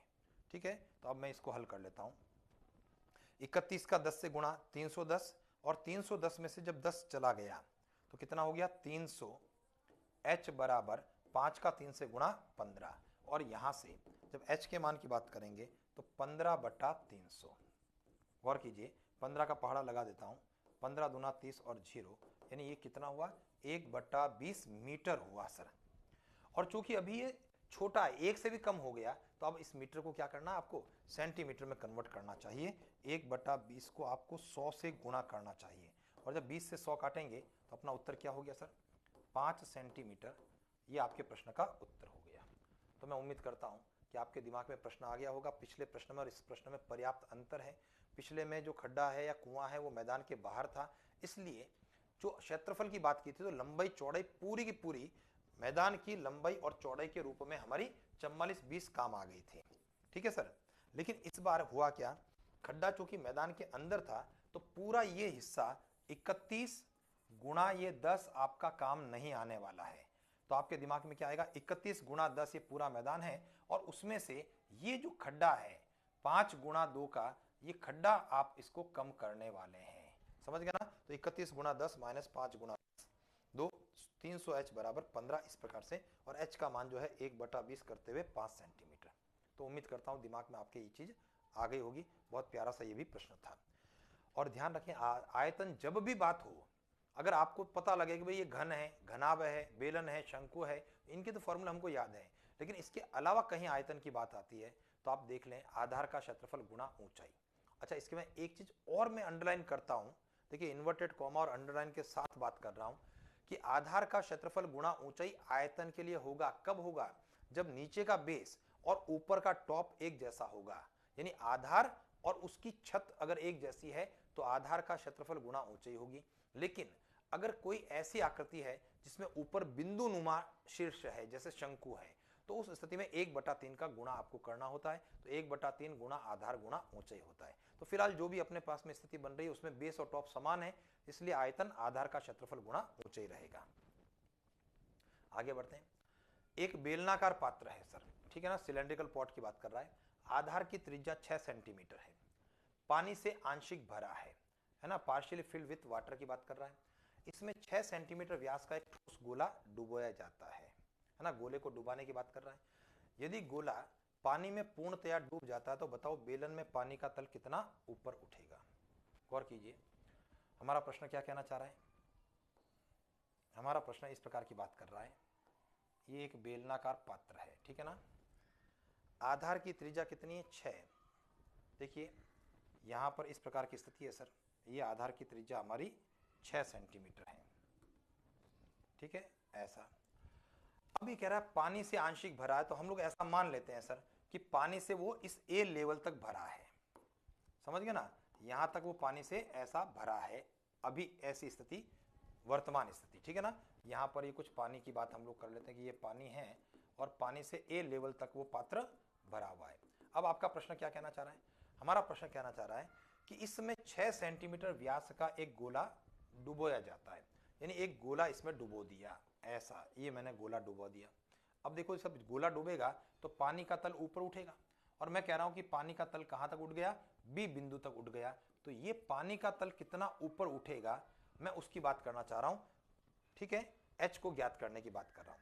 अब थोड़ा सा विचार करें आप कि भाई क्या चीज है। सबसे पहले बात, भाई सिचुएशन समझ में आ गई ना कि बेलन आधार की त्रिज्या 6 सेंटीमीटर है, ऊंचाई क्या है उससे पता नहीं, पानी का एक लेवल है ए बिंदु तक है, गोला डुबोएंगे तो पानी का तल ऊपर की ओर बढ़ेगा। अब पानी का तल कितना ऊपर उठा, तो सबसे पहला प्रश्न जो आपका अपने आप से होना चाहिए, हमारा दिया गया प्रश्न क्षेत्रफल की बात करता है या आयतन की बात करता है, पहले तो ये तय करना है। अब कैसे तय करना है, सतह की बात है या अंदर की बात है, तो आपको दिखेगा कि भाई अंदर की बात है, पानी कहाँ है, बेलन के अंदर है, गोला कहाँ डूबा, पानी के अंदर डूबा, पानी का तल कहाँ बढ़ा, बेलन के अंदर बढ़ा, और जब अंदर की बात है तो हमारा प्रश्न निश्चित रूप से आयतन का है। ठीक है, अब आयतन में संबंध है, पानी बढ़ा क्यों, गोला डूबने के कारण, तो गोले का आयतन और पानी जो बढ़ा है उसका आयतन आपस में कैसा है, बराबर है। और यही आर्किमिडीज का सिद्धांत भी कहता है। आर्किमिडीज का सिद्धांत क्या कहता है सर, अगर कोई वस्तु को डुबोया जाता है पानी में और वो वस्तु पानी में पूरी तरह से डूब जाती है तो वस्तु अपने आयतन के बराबर पानी विस्थापित करती है, वस्तु का जितना आयतन है उतना उतना पानी विस्थापित होता है। ठीक है, तो चलिए चूंकि आयतन का संबंध की बात हमारी हो रही है तो मैं यहां से बात करने वाला हूं। देखिए यहां पर किसकी बात करने वाले हैं, देखो पानी चढ़ा है ना, तो बेलन में चढ़े पानी का आयतन, बेलन में चढ़े पानी का आयतन बराबर है ना गोले का आयतन, क्योंकि जब तक गोला नहीं डूबता पानी ऊपर बेलन में नहीं चढ़ता। कोई कंफ्यूजन है सर? चलिए, बेलन में जब पानी चढ़ने की बात हम लोग कर रहे हैं तो इसका मतलब देखो पानी जब चढ़ रहा है तो पानी का आकार क्या है, पानी का आकार वही है जिस पात्र में पानी रखा जाता है, और चूंकि पानी यहाँ पर बेलन में है तो बेलन में पानी का आयतन का मतलब है बेलन के आयतन का formula pi r square h लगाना है। और गोले के आयतन की जब बात करूंगा तो गोले का आयतन 4/3 पाई आर क्यूब की बात मुझे करनी होगी। चलो सर इसको अप्लाई कर लेते हैं फटाफट जल्दी से। लेफ्ट हैंड साइड में पाई का मान है 22/7, लेफ्ट हैंड साइड में बेलन है, बेलन की त्रिज्या आपको दे रखी है 6 × 6, ऊंचाई आपको ज्ञात करनी है कि पानी जो चढ़ा है उसकी ऊंचाई से काम आएगा क्यों।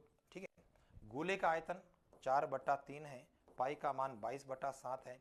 और बताइए गोले की त्रिज्या क्या है, हमारा प्रश्न कह रहा है गोले 6 सेंटीमीटर व्यास का गोला डुबाया जाता है, इसका मतलब गोले की त्रिज्या कितनी हो गई, 3 हो गई है क्योंकि 6 सेंटीमीटर व्यास है, तो त्रिज्या 3 होने पर 3 × 3 × 3,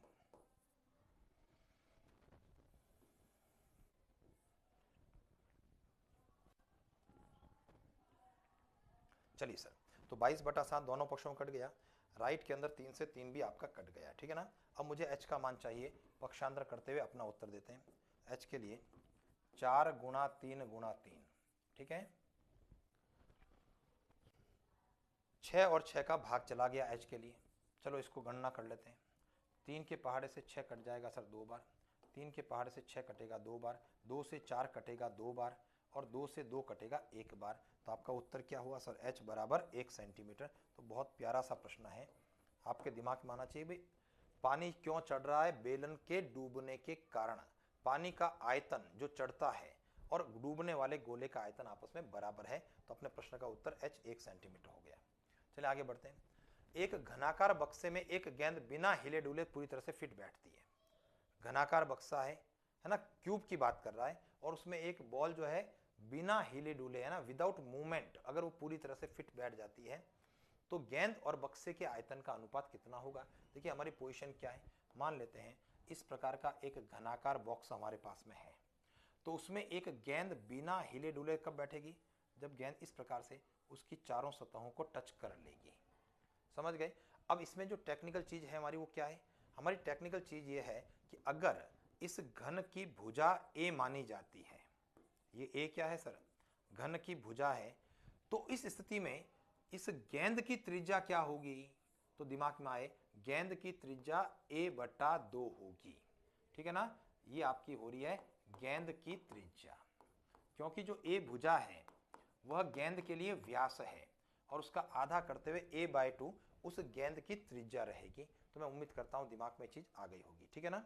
चलिए सर, तो कुल मिलाकर के यहां पर त्रिज्या और उसके अंदर भुजा के अंदर संबंध आ गया। हमारा प्रश्न कह रहा है गेंद पहले और बक्स यानी घन बाद में और आयतन के अनुपात की बात कर रहा है, ठीक है। तो हम बात करेंगे गेंद का आयतन अनुपात घनाकार बक्से का आयतन। और दिमाग लगाओ, जोड़ डालें सर आयतन के फॉर्मूले की। गेंद यानी कि गोला, और गोले का फॉर्मूला रहेगा 4/3 पाई r क्यूब, और घन का आयतन का फॉर्मूला रहेगा भुजा क्यूब। चलिए वैल्यूज को रखने की बात करता हूं। 4/3 पाई को पाई रहने देना सर।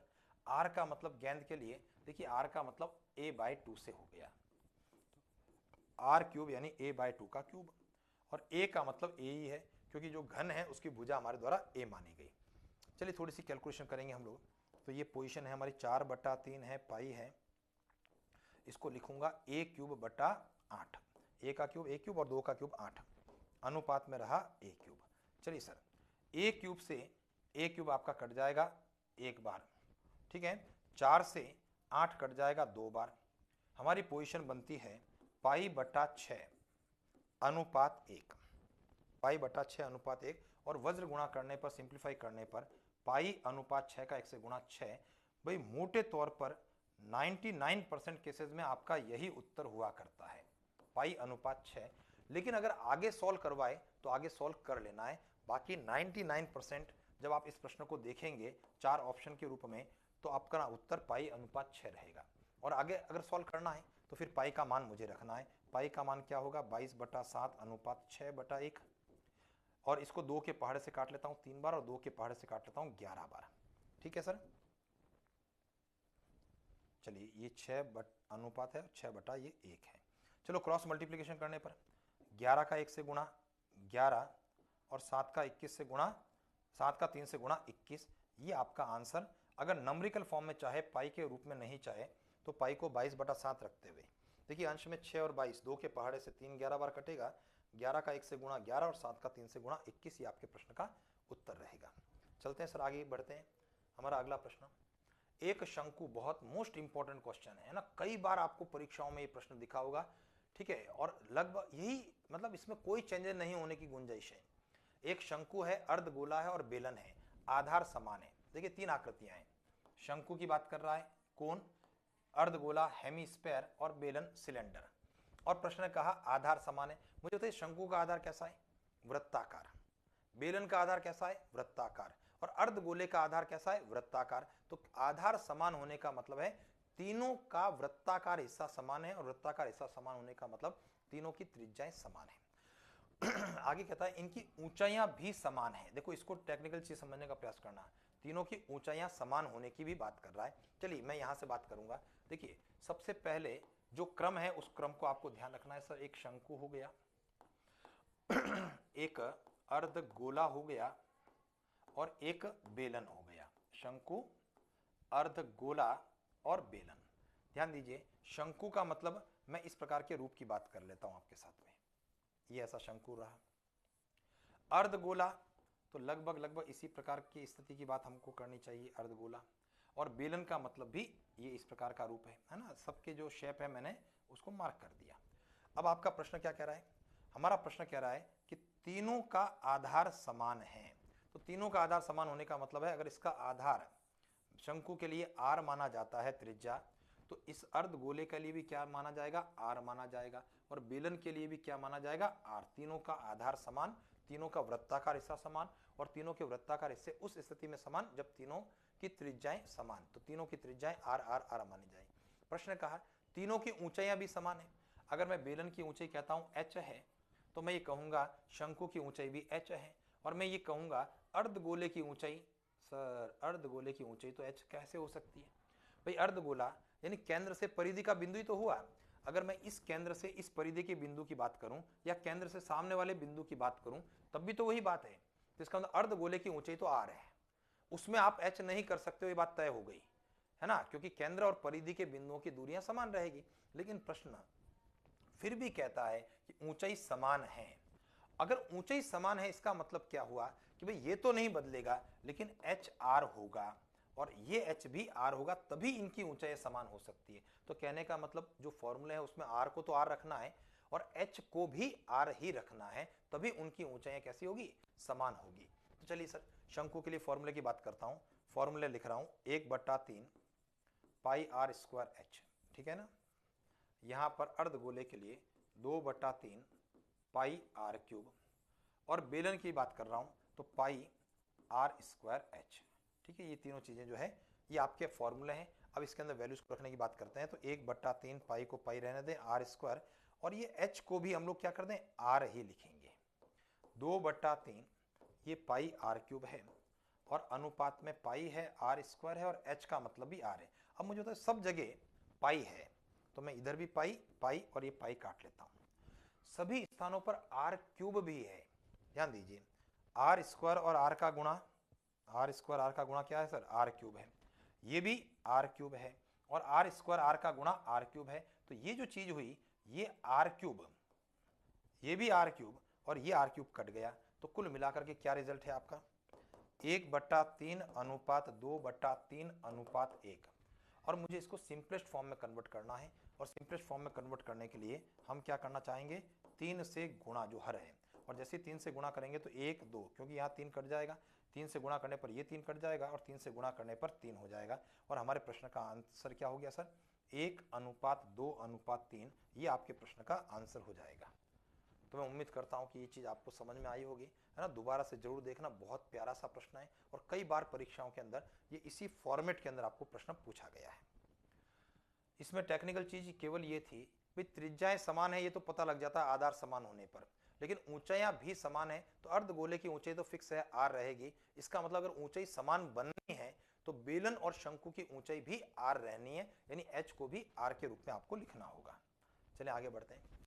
एक बेलन के आधार की त्रिज्या शंकु के आधार की त्रिज्या से तिगुनी, यानी दो अलग अलग आकृतियों की बात कर रहे हैं। एक बेलन की बात कर रहा है प्रश्न हमारा, सिलेंडर, और दूसरा शंकु की बात कर रहा है, ठीक है ना। अब आपका प्रश्न क्या कहता है उसको देखें। बेलन के आधार की त्रिज्या शंकु के आधार की त्रिज्या से तिगुनी है। देखिए कौन तिगुना है, कौन बड़ा है। प्रश्न कह रहा है बेलन के आधार की त्रिज्या, है ना, the radius of base of cylinder is 3 times to the radius of base of cone, इस प्रकार की बात कर रहा है। यानी बेलन के आधार की त्रिज्या तिगुनी है, मैं अगर इसको 1 मानता हूं तो मैं इसको 3 मानूंगा, समझ गए ना, तभी तो बेलन की त्रिज्या तिगुनी हुई। आगे बढ़ते हैं। शंकु की ऊंचाई बेलन की ऊंचाई से दुगुनी है। बड़ी कौन है, दुगुनी कौन है, शंकु की ऊंचाई। तो अगर शंकु की ऊंचाई डबल है बेलन की ऊंचाई से, तो बेलन की ऊंचाई 1 है तो शंकु की ऊंचाई 2 है।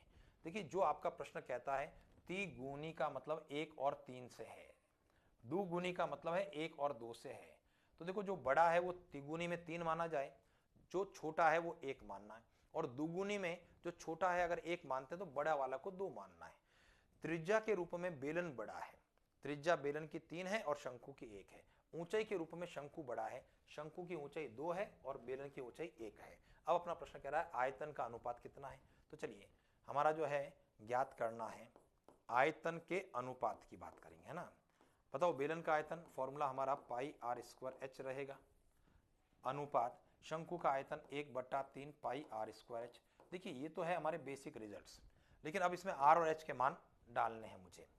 तो देखिए पाई आर स्क्वायर, जब पहले मैं बेलन की बात करता हूं, है ना, क्योंकि क्रम बेलन ही है ना पहला, तो बेलन की बात करूंगा तो आर का मतलब क्या हो गया सर, आर स्क्वायर 3 गुणा 3, और एच का मतलब 1 हो गया, सामने 1/3 पाई आर स्क्वायर। जब शंकु की बात करूंगा तो 1 1, और एच का मतलब कितना हुआ 2। दोनों पक्षों में हमारा पाई से पाई कट जाता है सर, और कुछ कट रहा है क्या, नहीं कट रहा है। और जब नहीं कट रहा है तो मुझे क्या करना चाहिए, इस 3 का इधर गुणा कर देना चाहिए। तो 3 गुणा 3 गुणा 3 बराबर में 2, यानी हमारा उत्तर क्या आ गया, ये बराबर का मतलब यहां अनुपात है, इसका मतलब 27/2। ये आपके प्रश्न का आंसर हो गया सर। वापस देखिए, बेलन की त्रिज्या 3 गुनी और शंकु की त्रिज्या 1 गुनी, है ना, तिगुनी, और लेकिन शंकु की ऊंचाई डबल है बेलन की ऊंचाई से, तो यहां 1 मानने पर वहां 2, और आर और एच के मान सीधे सीधे रख दिए, आपके प्रश्न का आंसर आपको मिल गया। चलते हैं आगे की तरफ बढ़ते हैं। हमारा प्रश्न है एक घन की भुजा 10% बढ़ाने पर आयतन में कितने % की वृद्धि होगी। देखिए सर जहां आयतन शब्द है आपके, देखो आयत की बात करें, घन घनाभ की बात करें, बेलन शंकु गोले की बात करें, उनके फॉर्मूले आपके दिमाग में हैं। और आयतन देखिए घन की बात कर रहा हूं, और घन के आयतन का फॉर्मूला क्या है, भुजा क्यूब है। थोड़ा सा इसको ध्यान देना, भुजा क्यूब का मतलब 3 बार भुजा है, भुजा है फिर से भुजा है और फिर से भुजा है, क्लियर है। और प्रश्न ने कहा भुजा में 10% बढ़ाना है, तो भुजा 10% बढ़ेगी तो 3 बार 10% भुजा बढ़ेगी। समझ में बात आ रही है नहीं आ रही है? प्रश्न ने कहा भुजा को 10% बढ़ाना और घन की बात कर रहा है, तो घन का फॉर्मूला आयतन का भुजा क्यूब है। 3 बार भुजा और भुजा में 10% की वृद्धि, तो 3 बार 10%। तो मुझे एरो डायग्राम की बात करनी है और 3 बार एरो के रूप में करना है। बहुत जल्दी से अपना उत्तर आ जाएगा। 100 से शुरुआत करेंगे सर, ठीक है।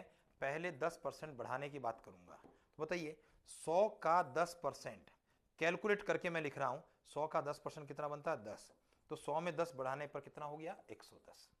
आगे बढ़ता हूं, फिर से दोबारा एरो 10% की बात करूंगा बढ़ाना। तो अब मैं बात करूंगा 110 का 10%। दिमाग में आए भाई, दोनों का गुणा है, 100 का भाग है, तो 110 और 10 का गुणा, 100 का भाग, 100 के 2 जीरो, और 110 के पीछे और 10 के पीछे वाला 2 जीरो कट गया, तो कितना बना है? यहां पर बना हमारा 11 बना। और 110 में ये 11 जोड़ रहा हूं, तो 110 में जब 11 जोड़ूंगा तो कहां पहुंचे हम? 121 पर पहुंचे। उसके बाद एक 10% और लेना है, मुझे कैलकुलेट करना है 121 का 10%। ध्यान दें, 121 का 10% इन दोनों का गुणा और 100 का भाग। तो इस बार 100 के 2 जीरो में से एक ही जीरो कटा 10 वाला, एक जीरो अभी बटे में बचा है, तो 121 में 10 का भाग 12.1 की बात हुई और मुझे 12.1 जोड़ना है। तो 121 में जब 12.1 जोड़ेंगे तो 133.1। कोई दिक्कत है? 100 से जब शुरुआत हो रही है और 133.1 पर एंड हो रहा है, तो हमारे प्रश्न का उत्तर क्या हुआ सर? बढ़त कितना गया? 33.1। भाई 100 और 133 को देखें तो पता लगा 100 से 33 ज्यादा है, 33.1% वृद्धि की बात कर रहा है। तो मैं उम्मीद करता हूं कि भाई आपके दिमाग में चीज आ गई होगी कि कितने परसेंट वृद्धि है? 33.1% वृद्धि है। चलिए सर आगे की तरफ बढ़ते हैं। हमारा जो अगला प्रश्न है वो इस प्रकार से है, एक गोले की त्रिज्या में 20% वृद्धि करने पर पृष्ठीय क्षेत्रफल में कितने परसेंट की वृद्धि होगी? देखिए सर, अब मैं फिर से बात करूंगा गोला, और गोले का क्या? पृष्ठीय क्षेत्रफल, सरफेस एरिया।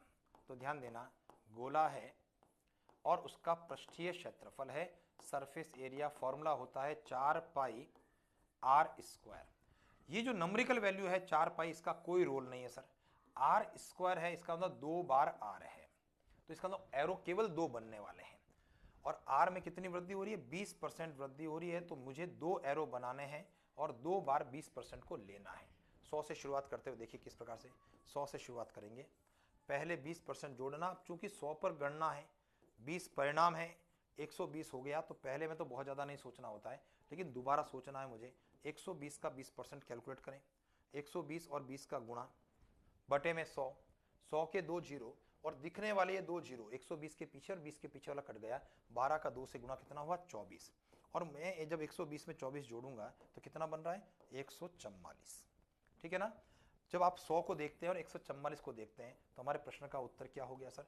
44% वृद्धि। यानी बहुत आसान सी चीज है। फॉर्मूला क्या है ना? फॉर्मूले में कौन सा सिंबल कितनी बार आ रहा है, उसमें वृद्धि कमी कितनी है, उतने एरो आप बना लेंगे। और मोस्टली क्षेत्रफल में 2 बनने वाले हैं और आयतन में 3 एरो बनने वाले हैं।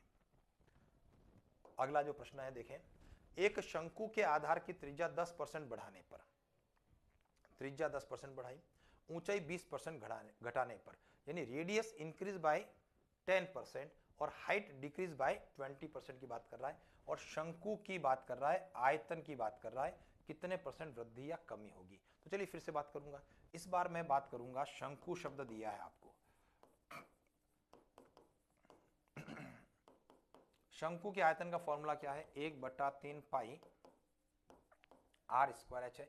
ये जो नंबरिकल वैल्यू है 1/3, 4/3 पाई है ना, 2, 6, उसका कोई रोल नहीं है।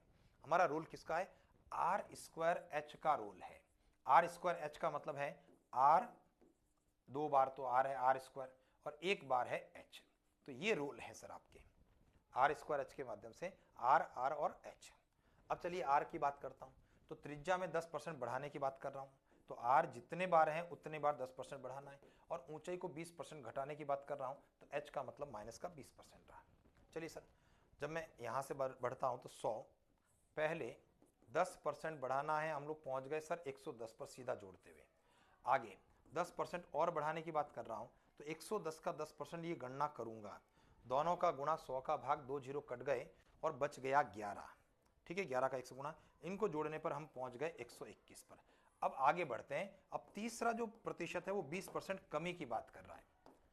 तो मैं 20% कमी करते हुए घटाने की बात करूंगा। अब वापस से ध्यान देना, इन दोनों का गुणा और 100 का भाग, गौर करें, इन दोनों का गुणा करना है, 100 का भाग देना है। 100 के 2 जीरो में से केवल ये एक जीरो कटा है, तो 100 में एक जीरो बच गया है, यानी पॉइंट, एक अंक के पहले पॉइंट लगने वाला है। क्लियर? और 121 का जब 2 से गुणा करूंगा तो आपके दिमाग में क्या आया? 242 आ गया। देखो 121 का डबल। और मैंने कहा कि एक अपना 10 जीरो बचा है, तो एक अंक गिन करके पॉइंट लगाना पड़ेगा। अब मुझे इसको घटाना है सर, क्या करना है? 121 में से 24.2 घटाना है। वापस ध्यान देना, 121 का 2 से गुणा 242, और 100 में से एक जीरो कटा था, एक जीरो बचा था, तो पॉइंट लगना है पीछे से एक अंक गिन करके, तो 24.2 ये आपका रिजल्ट होगा। और मुझे इसको घटाना है सर, 24.2 को ध्यान देना, पॉइंट को बाहर निकालना, अगर ऊपर पॉइंट नहीं है तो पॉइंट के नीचे पॉइंट लिख करके घटाना है। तो 2 और 8 10 हासिल 1, 5 और 6 11 हासिल 1, ठीक है ना। और यहाँ पर 9 और 3 12, कहाँ तक पहुँच गए सर हम लोग? 96.8 पर पहुँच गए सर। ठीक है, उम्मीद कर रहा हूँ कि ये चीज़ दिमाग में आई होगी। अब देखो सर, 100 के साथ में जब आप इसको कंपेयर करते हैं तो बताइए अपने प्रश्न का आंसर क्या रहा? कितनी कमी नजर आ रही है सर? 100 में से जब आप 96.8 को कम कर रहे हैं, घटा रहे हैं, तो बताइए कितना रहा? 3.2% की क्या हो गई? कमी हो गई। ये आपके प्रश्न का आंसर हो गया भाई। 100 में से और 96, अभी देख रहे थे पिछले प्रश्न में 100 था, 144 था, तो हम कह रहे थे बढ़ रहा है। अब यहाँ 100 से 96 हो रहा है तो घट रहा है, 96.8 कम कर देंगे तो 3.2% की कमी हो जाएगी। तो उम्मीद करता हूँ ये प्रश्न भी आपके समझ में अब आ गया होगा किस प्रकार से प्रतिशत की वृद्धि कमी की बात होती है। तो केवल और केवल एरो डायग्राम को आपको यूज करना होता है। चलिए सर, और जब मैं आज की क्लास की शुरुआत कर रहा था तो हमें से जो है मेरे पास में एक कमेंट्स के रूप में तुरंत देने क्लास शुरू करने से पहले जो है मेरे पास में एक प्रश्न आया कि इस प्रश्न को भी जो है आपको बताना है। तो चलिए देखते हैं। एक घनाभ का आयतन 140 सेंटीमीटर क्यूब है। वॉल्यूम की बात कर रहा है, घनाभ यानी क्यूबॉइड की बात कर रहा है।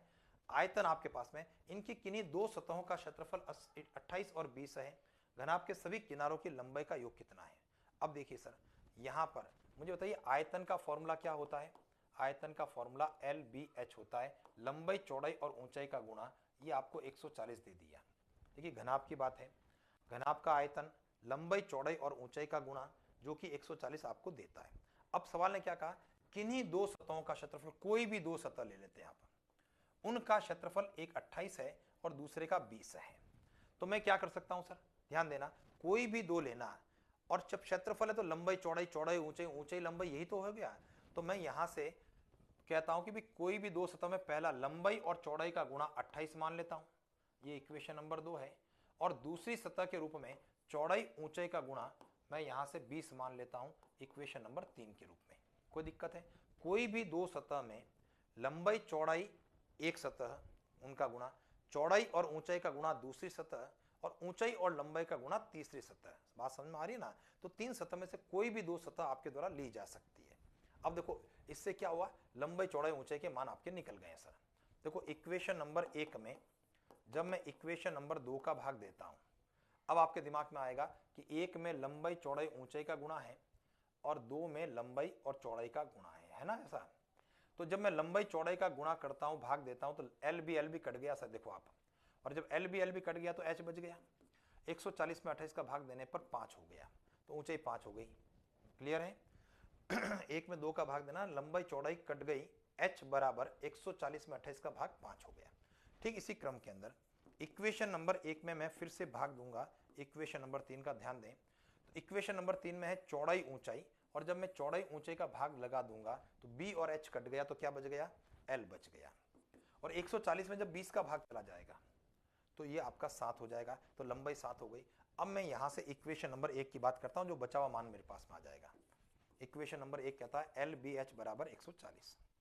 तो L आपका 7 है, B मुझे ज्ञात करना है, और H आपका 5 आ गया, यानी तीनों लंबाई चौड़ाई ऊंचाई आपके पास में निकल जाएगी। तो 140 बटा 35 हो गया, 7 5 का गुणा, जो कि 4 हो गया। तो अब मुझे बताइए, लंबाई आपकी हो गई 7, चौड़ाई हो गई 4 और ऊंचाई हो गई 5। क्या यहां तक बात समझ में आ गई आप लोगों के? कोई भी दो सतह, तो लंबाई चौड़ाई, चौड़ाई ऊंचाई आपस में भाग देने पर दो आंकड़े आ गए, लंबाई आ गया, ऊंचाई आ गया, एल एच का मान रख देंगे तो चौड़ाई आ गई। अब प्रश्न ने क्या कहा? सभी किनारों की लंबाई। अब ध्यान देना, किनारे कितने होते हैं सर? 12 होते हैं। अब लेकिन मेरे पास तो लंबाई चौड़ाई ऊंचाई 3 आई है, तो 12 कहां से? तो लंबाई 4 बार होगी, चौड़ाई 4 बार होगी, ऊंचाई 4 बार होगी। समझ गए ना? तभी तो 12 होती है। देखो घन में 12 समान लंबाई की कोर होती है, लेकिन यहाँ पर कोरें तो 12 होगी लेकिन लंबाई समान नहीं होगी। डायमेंशन 3 है, लंबाई चौड़ाई और ऊंचाई, और कोरें हैं आपकी 12। तो इसको जब बांटेंगे तो लंबाई 4, चौड़ाई 4 और ऊंचाई भी 4। तो चलिए अपने प्रश्न का आंसर क्या हो गया? सभी किनारों या कोरों की लंबाई। और जैसा कि मैंने अभी निवेदन किया आपसे, सब 4-4 बार होगी, है ना?